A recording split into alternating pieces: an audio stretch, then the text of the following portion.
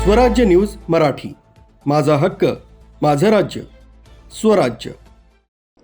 हिंददी चादर श्री गुरु तेग बहादूर साहिब यांच्या 350व्या शहीदी समागम सोहळ्यानिमित्त नाशिक जिल्ह्यात मोठ्या प्रमाणावर जनजागृती मोहिमेला सुरुवात झाली आहे।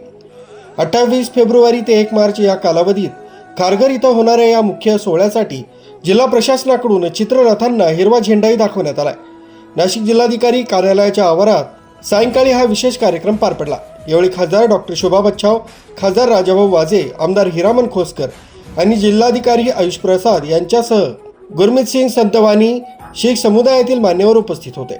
हे चित्ररथ संपूर्ण जिल्ह्यात ठिकठिकाणी जाऊन नागरिकांना शहीदी समागम सोहळ्याचं महत्त्व पटवून देणार आहेत। या सोहळ्यासाठी नाशिकमधून जाणाऱ्या भाविकांना प्रवासात कोणतीही अडचण येऊ नये यासाठी प्रशासन सज्ज झालंय। यावेळी जिल्हाधिकारी आयुष प्रसाद यांनी याबद्दल सविस्तर माहिती दिली।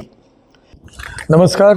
हिंद की चादर कार्यक्रम खारघर मध्ये 28 फरवरी आणि 1 मार्च दिवशी आयोजन करण्यात आलेला आहे।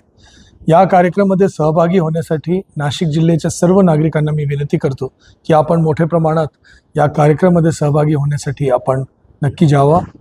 याच्यासाठी प्रशासनातर्फे सगळे प्रकारचे नियोजन या ठिकाणी करून देण्यात आलेलं आहे। या कार्यक्रमामध्ये आपण नक्की त्या ठिकाणी जावा आणि जो काही आपल्याला प्रशासनातर्फे काही अडचणी अगर येत असेल तो आपण प्रशासनाशी नक्की संपर्क करावा। जय हिंद, जय महाराष्ट्र। जिल्हाधिकारी कार्यालयात या सोहळ्याच्या नियोजनासाठी विशेष आढावा बैठकीचं आयोजन करण्यात आलं होतं।